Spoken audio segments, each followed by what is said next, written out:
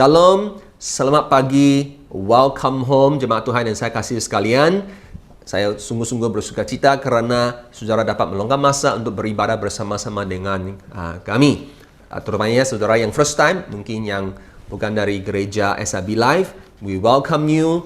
Kami sangat gembira, happy sebab saudara dapat menyertai bersama-sama dengan kami. Saya percaya firman Tuhan pagi ini pasti akan memberkati saudara dengan secara luar biasa. Nah, kalau ada kitab-kitab, mari kita buka Alkitab kita masing-masing. Keluaran pasal 17. Saya baca dari ayat pertama, Keluaran 17. Okay, here we go. Kemudian berangkatlah segenap jemaat Israel dari padang gurun Sin, berjalan dari tempat persinggahan ke tempat persinggahan sesuai dengan titah Tuhan, lalu berkemahlah mereka di Rafidim. Tetapi di sana tidak ada air untuk diminum bangsa itu. Jadi mulailah mereka itu bertengkar dengan Musa. Kata mereka, berikanlah air kepada kami supaya kami dapat minum. Tetapi Musa berkata kepada mereka, mengapakah kamu bertengkar dengan aku? Mengapakah kamu mencobai Tuhan? Ayat ketiga, hauslah bangsa itu akan air di sana. Bersungut-sungutlah bangsa itu kepada Musa dan berkata, mengapa pula engkau memimpin kami keluar dari Mesir untuk membunuh kami, anak-anak kami dan ternak kami dengan kehausan? 4. Lalu berseru-serulah Musa kepada Tuhan, katanya, apa yang akan kulakukan kepada bangsa ini? Sebenar tadi mereka akan melempari aku dengan batu. Berfirmanlah Tuhan kepada Musa, berjalan di depan bangsa itu, bawalah berserta engkau beberapa orang dari antara para tuan Israel. Bawalah juga di tanganmu tongkatmu yang kau pakai memukul sungai Nil dan pergilah. Ayat 6, maka aku akan berdiri di sana di depanmu di atas gunung batu di Horeb. Haruslah kau pukul gunung batu itu dan dari dalamnya akan keluar air sehingga bangsa itu dapat minum. Demikianlah diperbuat Musa di depan mata tua-tua Israel. Dinamailah tempat itu Masa dan Meriba oleh kerana orang Israel telah bertengkar dan oleh kerana mereka telah mencobai Tuhan dengan mengatakan, adakah Tuhan di tengah-tengah kita atau tidak? Nah, ini peristiwa yang pertama yang berlaku di Rafidim. Nah, tempat yang sama, ada peristiwa yang kedua yang sangat luar biasa yang kita akan baca juga dan kita belajar bersama dari teks ini ya. Kita lihat ayat ke-8. Lalu datanglah orang Amalek dan berperang melawan orang Israel di Rafidim. Alright. 9. Musa berkata kepada Yosua, pilihlah orang-orang pagi kita, lalu keluarlah berperang melawan orang Amalek. Besok aku akan berdiri di puncak bukit itu dengan memegang tongkat Allah di tanganku. Lalu Yosua melakukan seperti yang dikatakan Musa kepadanya dan berperang melawan orang Amalek. Tetapi Musa, Harun dan Hur telah naik ke puncak bukit. 11. Dan terjadilah apabila Musa mengangkat tangannya, lebih kuatlah Israel. Tetapi apabila ia menurunkan tangannya, lebih kuatlah Amalek. Maksudnya apabila tangannya diangkat, Yosua dan Israel menang. Apabila tangan dia diturun, askar Amalek yang menang. Ayat 12. Maka penatlah tangan Musa. Sebab itu mereka mengambil sebuah batu, diletakkannya di bawahnya supaya ia dapat duduk di atasnya.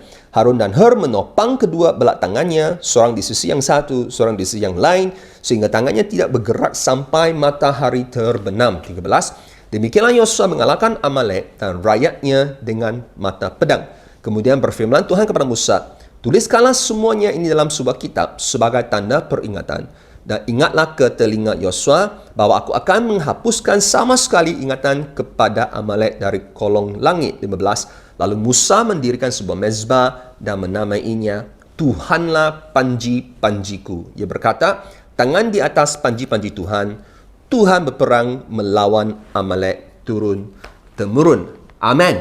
Amin. Nah, saudara-saudara kita sekalian, pagi ini saya ingin menyampaikan satu khotbah yang bertajuk memenangi peperangan rohani anda.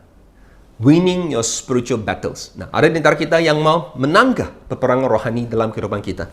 Kalau ada, katakan amin, tulis chat box amin. Nah, pagi ini, saudara tolong saya untuk berkhotbah dan saya dorong saudara kalau kamu betul-betul merindu akan kemenangan dalam peperangan rohani dalam kehidupan saudara, kamu harus mengaminkan apa yang saya akan sampaikan kepada kita pagi ini dari firman Tuhan. Amin. Winning your spiritual battles.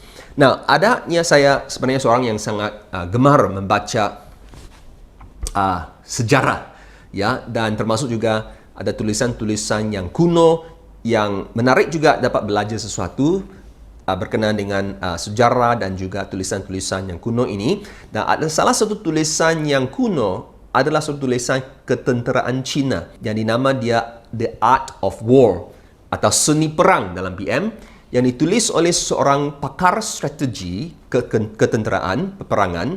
Nama beliau adalah Sun Tzu, alright, pada abad 5 sebelum Masihi. Alright, mungkin ada di antara kita pernah dengar, di mana tulisan-tulisan ini adalah berkenaan dengan strategi dan taktik peperangan. Dan salah satu kata-kata dia yang saya suka juga, dia berkata begini, kemenangan disediakan bagi mereka yang bersedia membayar harganya. Victory is reserved for those who are willing to pay its price. Wow, alright, betul juga ya. Nah, jadi sebenarnya tulisan dia ini sangat-sangat menarik sehingga dia mempengaruhi banyaknya negara-negara timur dan barat dari segi pemikiran, ketenteraan, peperangan, termasuk juga taktik bisnes, manajemen, pengurusan dari segi bisnes dan sebagainya. Sehingga hari ini pun ramai orang juga menggunakan apa yang beliau tulis itu. Ya, ini adalah The Art of War, seni perang ditulis oleh Sun Tzu. Nah, pagi ini apa yang saya ingin sampaikan juga boleh dikatakan adalah Art of War, seni perang. Tapi dia ini adalah seni perang Tuhan, God's Art of War. Sebenarnya saya ada pikiran nak namakan, tajukkan khotbah saya pagi ini adalah seni perang Tuhan. Tapi saya bilang, mungkin kurang sesuai. Yang paling sesuai adalah kita mau menang peperangan rohani. Alright? Mungkin juga subtopik seni perang Tuhan. Amin. Nah, ada 3 perkara yang the art of God's war. Right? Bagaimana kita boleh menang peperangan rohani kehidupan kita adalah yang pertama, aman di dalam Tuhan. Or be rested in the Lord dalam bahasa Inggeris. Nah, di ayat 1 dan ayat 8, kalau kita perhatikan, kedua-dua insiden yang berlaku ini yang kita baca tadi itu, kedua-duanya dimulakan dengan ayat seperti ini. Berkemalah mereka di Refidim. Ayat 8 diulang lagi. Orang Amalek datang berperang melawan orang Israel di Refidim. Maksudnya, kalau Bible diulangkan, maksudnya Refidim itu sangat penting. Satu tempat yang ada makna yang sangat penting. Apa maksud sebenarnya Refidim? Refidim, now, by the way, ini bukan satu kejutan bagi Tuhan di mana askar Amalek datang untuk menyerang orang Israel. Of course, Tuhan tahu bahkan. Oleh sebab itu, Tuhan sengaja memimpin orang Israel pergi ke Refidim. Apa Refidim? Refidim maksud perkataan ini adalah resting place dalam bahasa Inggris, atau rehat atau aman, tempat istirahat. Nah, kalau perhatikan, dia adalah jamak. Maksudnya lebih daripada satu resting places. Lebih daripada satu jamak. Maksudnya, Tuhan mahu mereka bukan saja rehat atau aman, tapi amat sangat banyak rehat dan aman. Itu yang dimaksudkan, alright? Nah, perkataan Refidim datangnya daripada satu kata dasarnya Rafat. Rafat maksudnya dukungan atau support, alright? Di mana perkataan support Rafat ini membawa satu gambaran seperti kita itu katil terbentang, alright? To spread out like a bed, untuk menyegarkan kita, untuk menghiburkan kita. Jadi Tuhan membawa mereka, orang Israel, pergi ke Refidim supaya mereka dapat betul-betul rehat, di mana mereka dapat mengalami seperti satu penyegaran, kesegaran kehidupan mereka. Alright? So Tuhan mereka rehat dan aman, rested, sebab ada suatu pertempuran yang akan menyusul nanti. Right? Nah, sedihnya mereka buat yang opposite, pertentangan. Alright, meskipun mereka sudah banyak mengalami banyak mukjizat yang kita sudah belajar sepanjang ini 16 bab yang pertama, pasal pertama kan.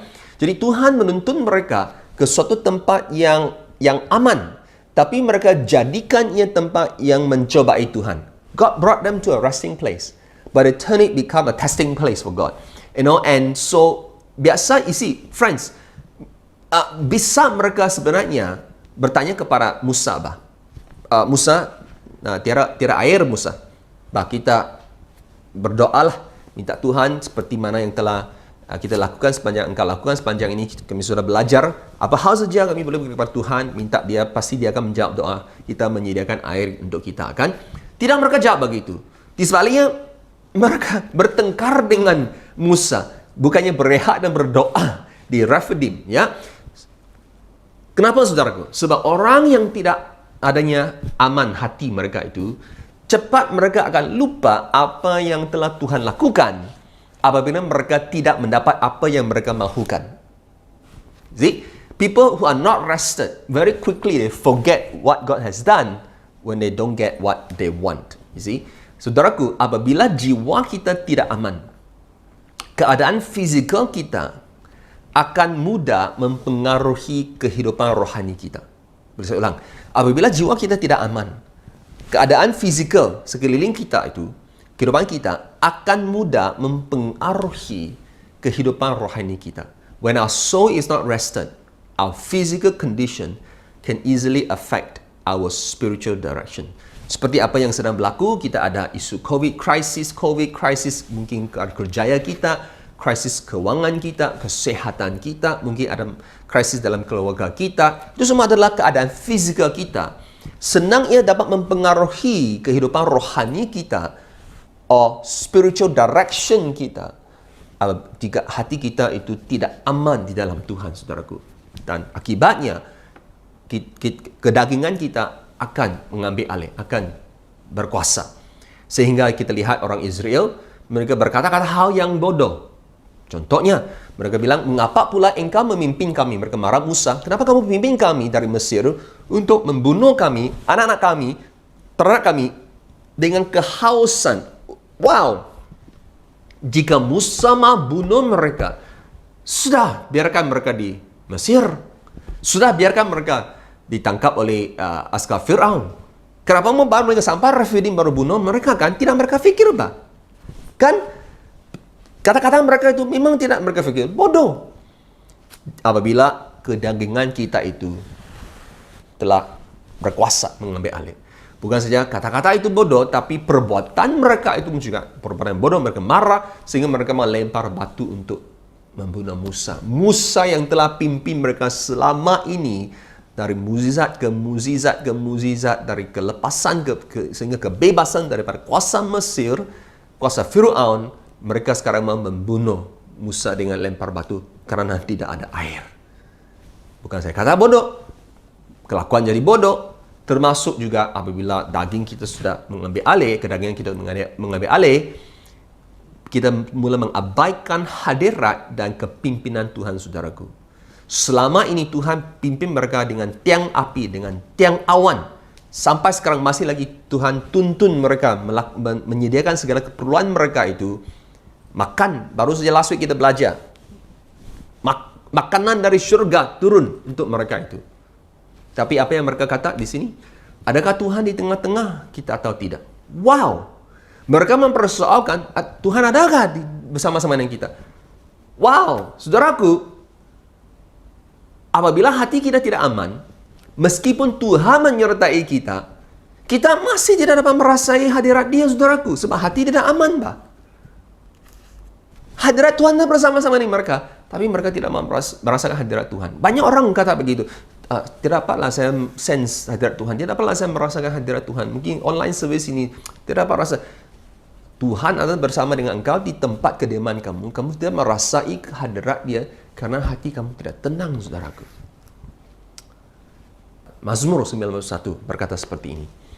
Orang yang duduk, perkataan duduk maksudnya tinggal atau hidup di dalam lindungan yang maha tinggi, dan bermalam, atau maksudnya rehat, rest dalam bahasa Inggris, dalam naungan yang maha kuasa. Nah, kita lihat.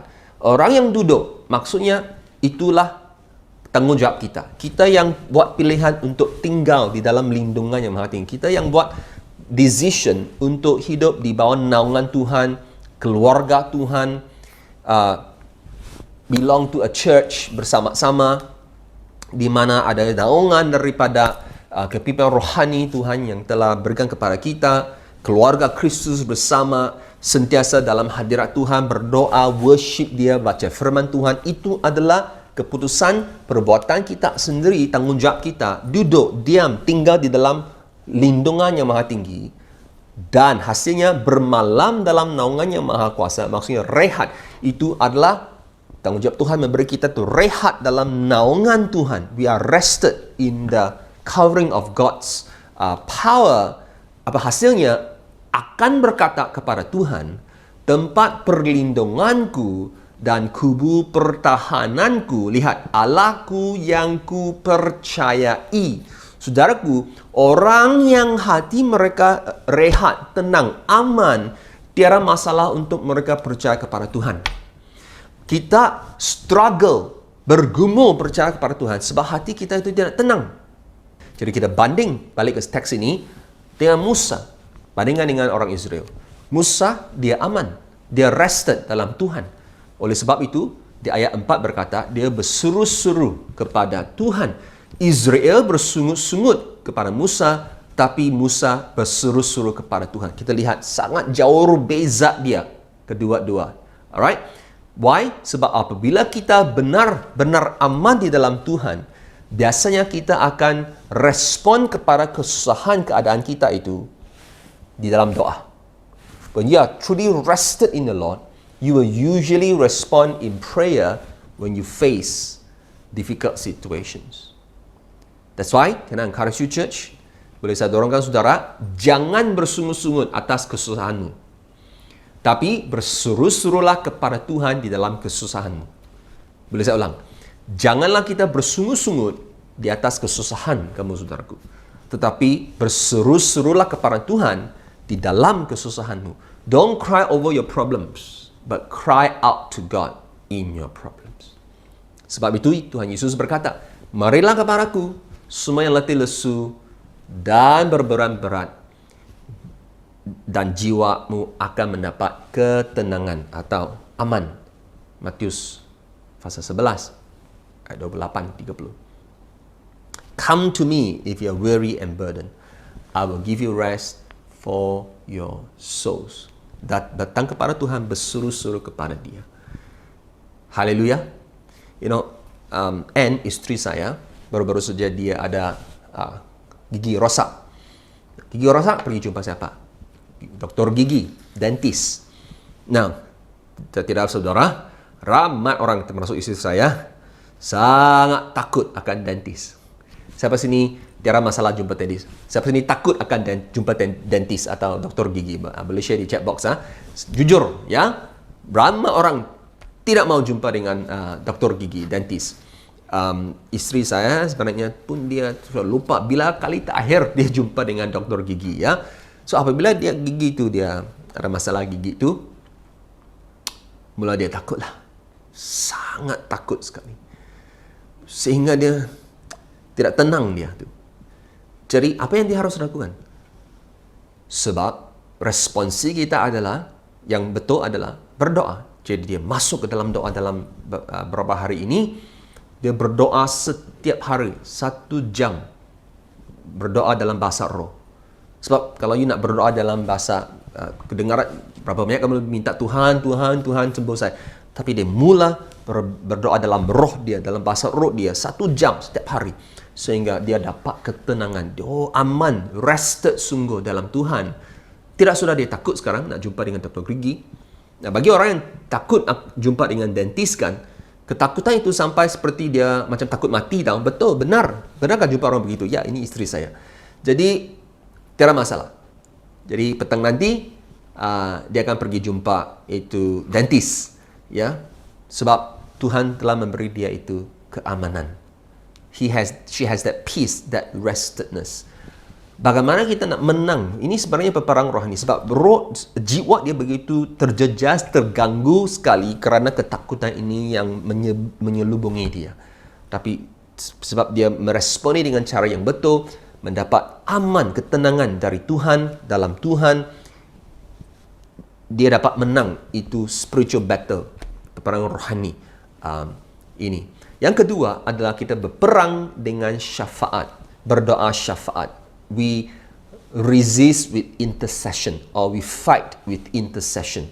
Ayat 9, Musa berkata kepada Yosua, pilihlah orang-orang bagi kita, lalu keluarlah berperang melawan orang Amalek. Besok aku akan berdiri di puncak bukit itu dengan memegang tongkat Allah di tanganku. Saudaraku, dalam Alkitab banyaknya berkata di mana postur berdoa adalah, postur mengangkat tangan adalah satu postur berdoa, ya. Jadi Musa dia naik ke gunung itu, bukit itu, dia naik ke sana untuk berdoa, dia angkat tangan dia untuk berdoa. Now, Musa bukan hanya dia mengirim pasukan, dia hantar itu pasukan Yosua dan Israel pergi berperang dengan orang Amalek, tapi dia sendiri juga naik ke gunung untuk berdoa syafaat, saudaraku.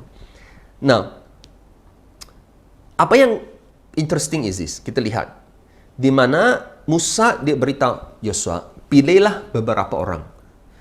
Alright, orang-orang ada beberapa orang. Pilih saja mana-mana orang. Dia tidak dia sebut pilih yang kuat, yang handal berperang, dia pilih saja siapa-siapa. Alright. Dan pasukan itu tidak besar. Nah, bukan saja begitu, untuk pengalaman kita, inilah kali pertama Yosua berperang sebenarnya. Sejak Mesir tidak pernah dia berperang. Apa-apa pertempuran tidak pernah mengalami itu. Dia seorang amateur. Jadi bagaimana dia dapat menang? Bukan saja dia tidak ada pengalaman berperang, juga dia pilih siapa saja, siapa yang kamu ada, bawa saja pergi sana. Jadi bagaimana mereka dapat menang itu pertempuran dengan orang Amalek, kan? Nah, saudaraku, kita menang peperangan rohani bukannya dengan kekuatan sumber daya kita sendiri, ataupun dengan pengalaman bertahun-tahun kita, saudaraku, tetapi dengan mengundang Tuhan untuk campur tangan melalui doa syafaat kita, saudaraku. Wow! How do we win spiritual battles? Not by the size of our resources, bukannya kekuatan sumber daya kita. Not by the years of our experiences, bukannya pengalaman bertahun-tahun kita. But by the invitation for God's intervention. Mengundang Tuhan yang campur tangan. Through our intercession, melalui doa syafaat kita, saudaraku. Oleh sebab itu, Yosua dan askar Israel, mereka menang apabila tangan dan tongkat Allah dan Musa itu diangkat. Apabila tangannya letih, turun, Yosua dan Israel kalah. Jadi mereka menang, bukan mereka handal berperang, tetapi karena adanya doa syafaat dari Musa, saudaraku. Jadi kunci kepada kemenangan peperangan rohani adalah berdoa syafaat, saudaraku. Jadi bagaimana kita dapat mengatasi krisis yang kita hadapi sekarang, yang saudara hadapi sekarang? Bukannya dengan pengetahuan atau kebijaksanaan manusia, bukannya dengan experience pribadi kita, bukannya dengan cara-cara sumber manusia, tapi dengannya berdoa syafaat, intercession, saudaraku. Amin. Di ayat 15-16 berkata seperti ini. Lalu Musa mendirikan sebuah mezbah dan menamainya Tuhanlah panji-panjiku, atau Yehova Nissi. Itu dalam bahasa Ibrani, itu nama Tuhan Yehova Nissi. Tuhan memperkenalkan diri sebagai Yehova Nissi, Tuhanlah panji-panjiku. Ia berkata, tangan terangkat ke arah takhta Tuhan, dan Tuhan berperang melawan Amalek turun-temurun. Sebenarnya itu adalah satu postur berdoa, kan? Tangan diangkat. Tangan diangkat itu adalah bukan postur berdoa saja, tapi kalau kita perhatikan adalah satu postur menyerah. You surrender to God. Maksudnya, Tuhan, saya tidak bisa menang ini. Hanya Tuhan engkau yang, melainkan engkau yang campur tangan, tidak bisa saya menang. Jadi apabila kita angkat tangan, kita maksudnya berserah. I have no more way, God, I surrender to you. Bukan saja begitu, itu satu postur berdoa syafaat. Dan bukan saja begitu, itu adalah postur kita menaikkan panji-panji Tuhan. We raise up the banner. Dan saudaraku, apa yang dilakukan oleh Musa di atas bukit itu bukannya sembarang doa, saudaraku, tetapi adalah suatu doa syafaat yang bersasaran, atau I call it intentional intercession. Itu sangat penting. Intentional intercession adalah doa syafaat yang bersasaran, bertujuan.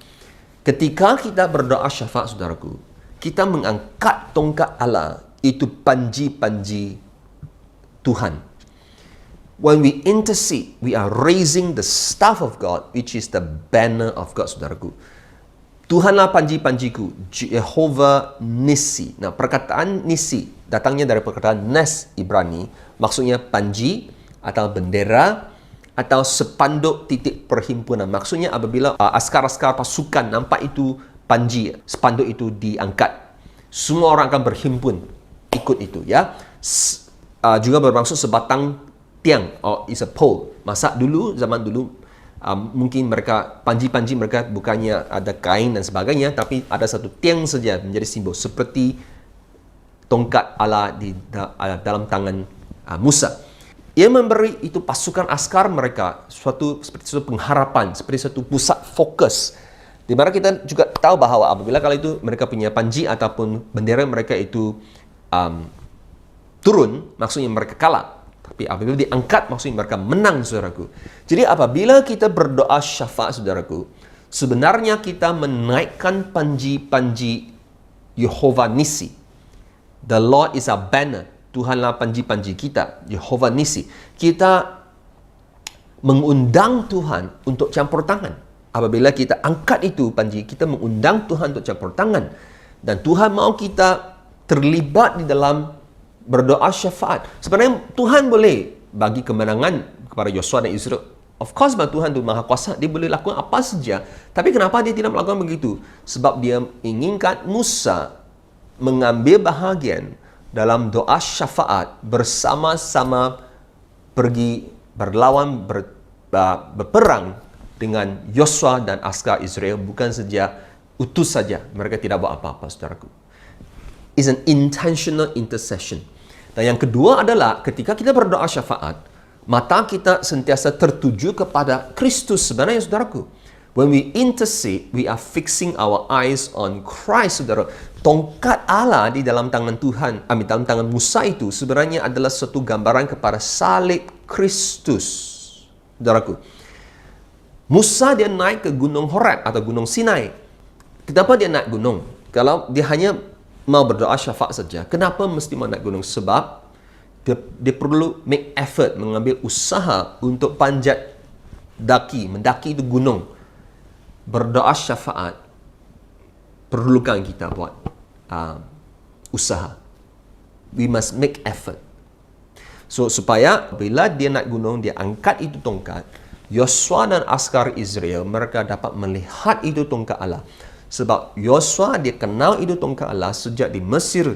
Banyak mukjizat kuasa Tuhan telah dinyatakan melalui tongkat itu. Jadi apabila Yosua nampak itu tongkat, dia seperti nampak itu panji Tuhan tadi angkat. Wow, maksudnya mereka menang. Semangat pun lebih kuat, saudaraku. Sama juga tongkat seperti tongkat Allah, seperti mana saya katakan adalah salib Kristus itu.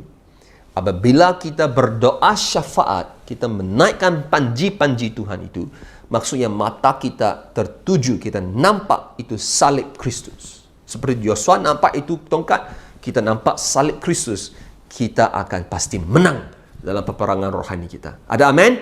Ya. Oleh sebab itu di 1 Korintus 15 ayat 57 berkata, tetapi syukur kepada Allah yang telah memberikan kepada kita kemenangan oleh siapa? Yesus Kristus Tuhan kita. Wow! Oleh Yesus Kristus, oleh salib Kristus.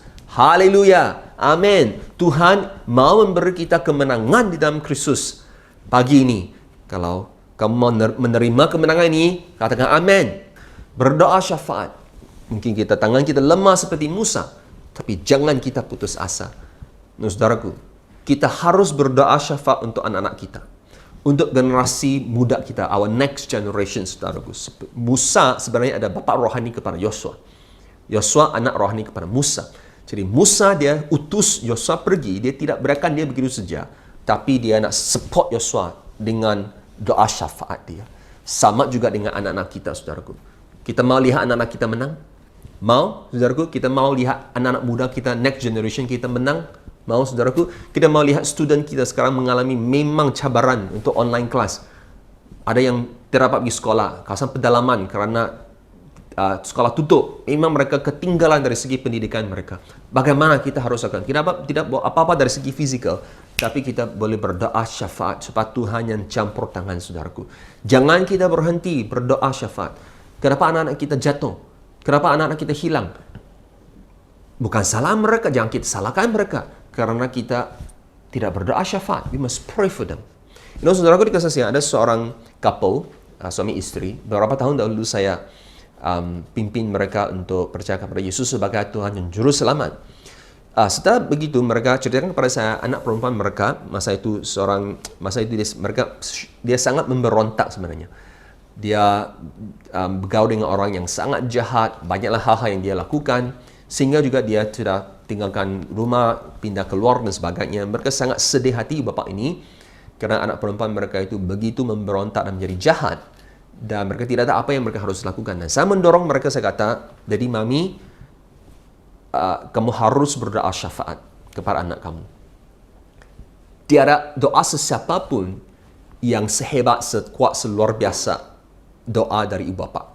Bukan pastor, tapi sebagai ibu bapa, mesti berdoa syafaat untuk anak-anak kamu, saudaraku. Jadi, saya dorongkan mereka berdoa syafaat. Saya kata, saya akan dorongkan kamu, saya akan support kamu, encourage kamu berdoa syafaat. Ini yang telah kami lakukan sepanjang 2 tahun lebih kurang begitu. Tidak putus asa, berdoa syafaat untuk anak dia. Sehingga pada suatu hari, selalu mereka minta anak dia balik untuk makan. Selalu anak dia tidak mau, reject. Sehingga suatu hari tiba-tiba anak mereka muncul di rumah mereka, kembali masa mereka mau makan dinner, dan dia juga join bersama makan dinner. Dan saya ingat cerita di mana saat itulah mereka ada pertama kali mereka dalam 2 tahun itu, selama itu adanya kedamaian, mereka mula adanya suatu hubungan yang telah dibentuk menjadi semakin erat, dan anak perempuan dia juga bertobat daripada kesalahan apa yang dia lakukan. Dan pengen cerita, dia juga telah percaya Yesus sebagai juru selamat dan Tuhan dia pribadi, dan seisi keluarga ini telah dipulihkan hubungan mereka. Amin. Dan mereka seisi keluarga sekarang melayani Tuhan dengan segenap hati, sepenuh hati mereka. Haleluya. Itu yang saya mau katakan di sini, saudaraku. Apa yang kita alami sekarang? What are you going through? Mungkin isu keluarga, mungkin isu kerjaya kah, apa-apakah. Tidak dapat kita buat apa-apa dari segi fizikal. Jangan kita putus asa. Apa yang kita harus lakukan adalah kita harus berperang dengan syafaat, berdoa syafaat. Itulah cara kita menang peperangan rohani kita, saudaraku. Amin. Dan yang terakhir, bagaimana kita memenangi peperangan rohani ke depan kita? Kita harus bersama-sama menaikkan panji Tuhan, saudaraku. We raise up God's banner together. Ayat 12. Maka penatlah tangan Musa. Sebab itu mereka mengambil sebuah batu, diletakkanlah di bawahnya, supaya ia duduk di atasnya. Harun dan Hur menopang kedua belah tangannya, seorang di sisi yang satu, seorang di sisi yang lain, sehingga tangannya tidak bergerak sampai matahari terbenam. Dan of course, askar Israel menang. Nah, saudaraku, sebenarnya bisa kita menjadi letih dan lemah. Betul. Secara pribadi jujur, saya pun rasa sometimes kan ada kalanya berasa letih, tidak mau berdoa. Adakah siapa yang berasa yang sama kah? Jujur, boleh share di chat box ya. Memang kita rasa macam nak give up, tak ada itu semangat nak berdoa, merasa mungkin tidak apalah, tak perlu berdoa lah, begitu sajalah, begitu ya. Tapi saudara, apabila kita aman dalam Tuhan, tidak kita akan give up. Mungkin dari segi fizikal kita tired, kita letih, tapi dari dalam roh kita itu kita kuat, kita tidak akan give up, saudaraku. Jadi, sebaratnya berdoa syafaat, tidak boleh kita DIY, do it yourself. Kita harus saling mendukung, saudaraku. Tidak boleh kita cuba berdoa syafaat secara pribadi tanpa support. Setiap kita, seperti Musa, perlukan Harun dan perlukan Hur bersama-sama mendukung support kita apabila kita berdoa syafaat. Cuba kita bayangkan kalau hari itu di atas bukit itu Harun dan Hur tidak ada di situ. Musa seorang diri di situ. Dia letih, tangan turun. Pasti Yosua dan askar Israel mereka kalah kan? Tapi puji Tuhan kerana ada Harun dan Hur di atas bukit bersama dengan Musa. Mereka tidak membiarkan Musa seorang diri naik bukit berdoa syafaat saja. Mereka pergi teman dan juga support Musa, saudaraku. Coba kita bayangkan kalau Harun dan Hur mereka sibuk bertengkar, bergaduh dengan Musa kerana mereka mau kuasa. Mereka mungkin komplain, jealous ke Musa kenapa dia diberi itu kuasa sebagai pemimpin bangsa Israel, kenapa Tuhan tidak panggil Harun dan sebagainya.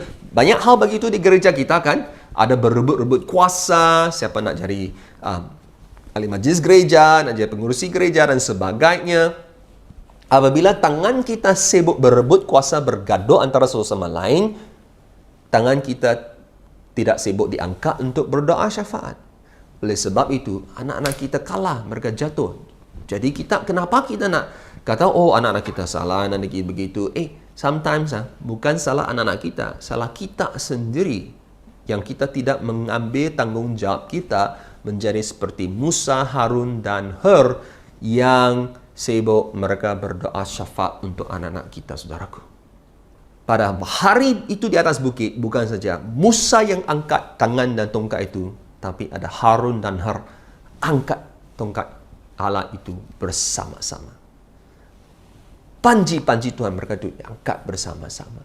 Together we raise up Jehovah Nisi, di mana nama Jehovah Nisi ini adalah dari turun ke temurun seperti yang mana kita telah baca itu.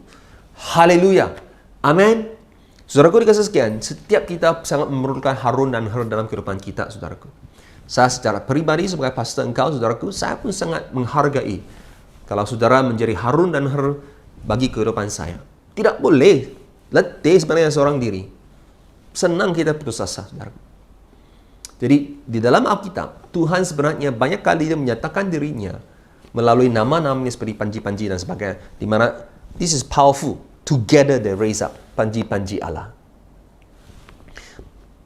Hamba-hamba Tuhan di dalam Alkitab banyak kali kita baca mereka panggil nama Tuhan dalam situasi mereka.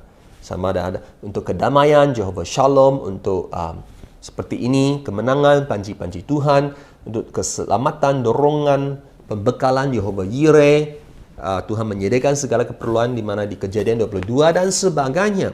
Nama-nama Tuhan ini dinyatakan kepada umat dia dalam situasi mereka. Sama juga dengan kita, saudaraku. Sebab firman Tuhan telah berkata, barang siapa yang berseru kepada nama Tuhan akan diselamatkan. Jadi kita berseru kepada nama-nama Tuhan ini, Jehovah Nisi, Jehovah Yireh, Jehovah Shalom, akan kita diselamatkan, Jehovah Rafa dan sebagainya untuk kesembuhan, saudaraku. Jadi saya buat satu panggilan untuk bertindak untuk kita sebagai jemaat Tuhan, keluarga Kristus di SIB Life. Masa saya mempersiapkan khotbah pagi ini, Tuhan telah memberi sesuatu bersabda kepada saya berkenaan nama-nama dia. Dan sebenarnya di seluruh Alkitab banyaknya nama-nama Tuhan seperti ini dan juga sifat-sifat Tuhan yang luar biasa yang kalau kita aplikasikan, kita mengerti nama itu dan kita buat proklamasi dia dan tuntut janji Tuhan melalui nama Tuhan itu, saya percaya kemenangan memang ada di pihak kita, saudaraku. Jadi apa yang Tuhan berikan kepada saya adalah masa saya berdoa, Tuhan suruh saya pilih 30 nama-nama dia dalam Alkitab, termasuk juga sifat-sifat dia. Dan pada bulan 6 nanti, mulai satu hari bulan, Jun 6, kita akan memproklamasikan berdoa nama Tuhan dan sifat-sifat dia. I call it 30 days, 30 hari kita berdoa nama-nama dan sifat-sifat Tuhan. Satu hari, satu nama. Adanya rujukan-rujukan firman Tuhan yang telah saya persiapkan untuk kita membaca dan kita buat proklamasi firman Tuhan itu dan nama itu ke dalam kehidupan kita, keluarga kita, situasi kita, negara kita. Nah, tidak semestinya itu nama untuk itu hari saja. Tapi kalau kamu masa sepanjang 30 hari kamu rasa kamu perlukan nama buat deklarasi pada hari tertentu, semua ada di senarai itu.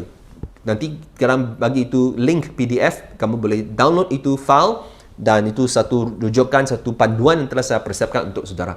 Jadi, bukan saja saya mau saudara commit in 30 hari kita berdoa bersama, okay? Kita carilah Harun dan Hur kita. Mungkin dalam kelompok sel kita masing-masing. Jangan kita jadi seorang diri naik bukit itu, no. Kita bawa Harun dan Hur bersama, kita support one another, kita berdoa bersama 30 hari yang kita membaca firman Tuhan bersama, proklamasi nama Tuhan bersama, saling dorong-mendorong saudaraku. Dan seperti saya dorongkan saudara, mencari Harun dan Hur kamu. Mungkin nanosel kamu itu, ya. Dan bukan sampai itu, sebab untuk menolong kita lebih mendalami, memahami nama-nama Tuhan ini, saya telah tetapkan di mana 9 hari bulan Jun 16 dan 23, 3 malam Rabu, we pray kita, ya, 9, 16, 23, saya akan mengajar, saya petik beberapa nama yang lebih, saya rasa Tuhan telah menyatakan kepada saya untuk ajar kita, supaya kita lebih memahami nama itu lebih mendalam, Dan malam itu juga, 3 malam itu jangan berdoa mengikut nama-nama itu, terutamanya dalam keadaan situasi yang kita hadapi sekarang. Jadi kalau saudara ingin belajar lebih mendalam lagi nama-nama Tuhan, saya dorongkan saudara meluangkan masa 3 malam Rabu itu, joinlah kami di We Pray kita bersama. Okey? Apakah Amalek saudara? Mungkin Amalek saudara ada di dalam kerjaya kamu, ada dalam studies kamu. Amalek kamu ada di dalam keuangan kamu. Mungkin kesehatan saudara. Mungkin keluarga dalam keadaan yang seperti kamu berperang dengan Amalek. Mungkin kedagingan diri kita itu juga Amalek kita saudaraku. Jadi apapun yang kamu hadapi saudaraku, saya percaya, saya pasti saudara, Tuhan akan memberi kita kemenangan apabila kita aman di dalam Tuhan, berperang dengan berdoa syafaat di mana mata kita tuju kepada salib Yesus dan bersama-sama kita naikkan panji. Jangan buat sendiri, kita bersama-sama. Jangan kalau kamu rasa selama ini kamu sendiri saja, sebab kamu belum lagi mencari harun dan harga, saudara. Mungkin kau rasa kamu hidup dalam kekalahan.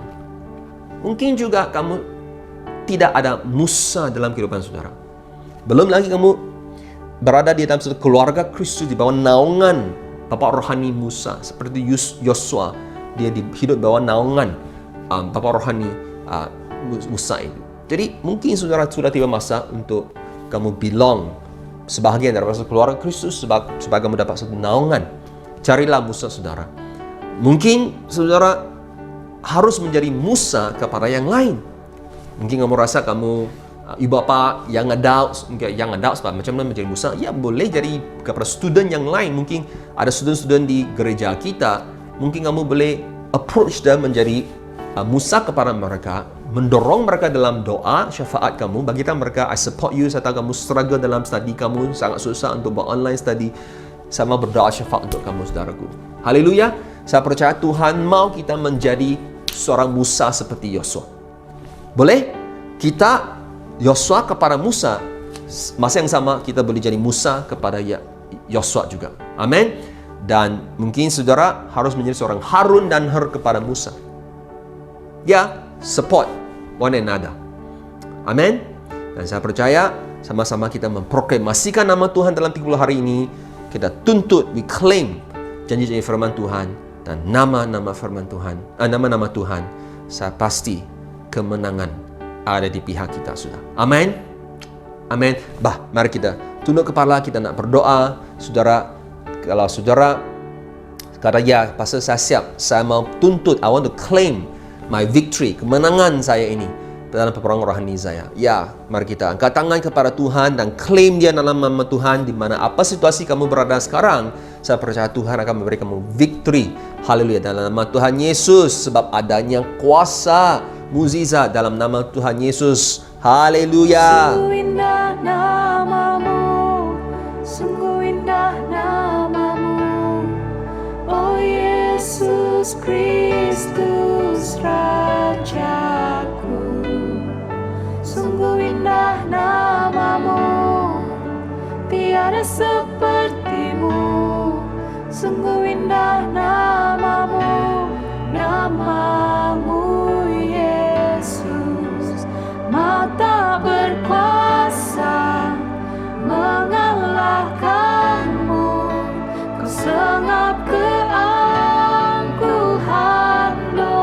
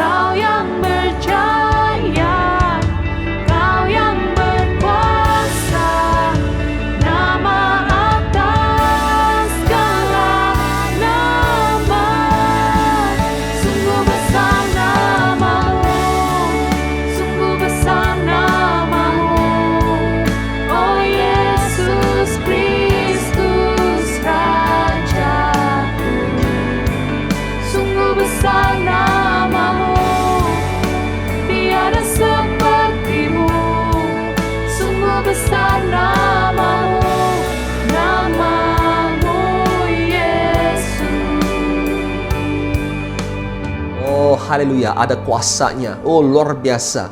Power in the name of Jesus. Oh Tuhan, kami akan naikkan panji-panji. Haleluya Tuhan. Apabila kami berdoa syafaat, oh haleluya, kami angkat tangan kami Tuhan, naikkan panji-panji kami Tuhan. Dan saya percaya Tuhan, haleluya, ada breakthrough yang akan datang kepada setiap kami, kehidupan kami Tuhan, termasuk sesi keluarga kami Tuhan. Saya proklamasikan janji-janji firman Tuhan ini ke atas engkau saudaraku dikasih sekalian. Dan saya percaya di dalam Kristus Tuhan, Dia akan memberi kita kemenangan. Dia telah memberi kita kemenangan karena adanya salib Kristus yang bekerja dalam kehidupan kita saudaraku. There is power in the name of Jesus. Adanya kuasa dalam nama Tuhan. Come on, sama-sama deklarasikan sekali lagi. Sungguh besar namamu, sungguh besar namamu, oh Yesus Kristus Rajaku. Sungguh besar namamu, tiada sepertimu. Sungguh besar namamu, namamu Yesus. Sungguh besar namamu, sungguh besar namamu, oh Yesus Kristus Rajaku. Sungguh besar namamu, tiada sepertimu. Sungguh besar namamu, namamu Yesus. Sungguh besar namamu, namamu Yesus. Sungguh besar namamu, namamu Yesus.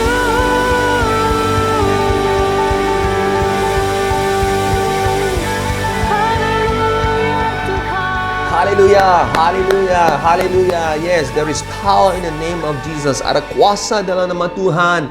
Haleluya, powerful name. Oh, dalam nama Tuhan Yesus, segala lutut akan bertelut dan lidah akan mengaku bahwa Engkaulah Tuhan. Oh, haleluya. Yes, Lord, we believe God. Segala sakit penyakit akan disembuhkan. Yehova Rafa kami deklarasikan. Oh, segala musuh dalam kehidupan kami, masalah yang di mana iblis menyerang kehidupan kami Tuhan, Jehovah Nisi kami naikkan panji-panji.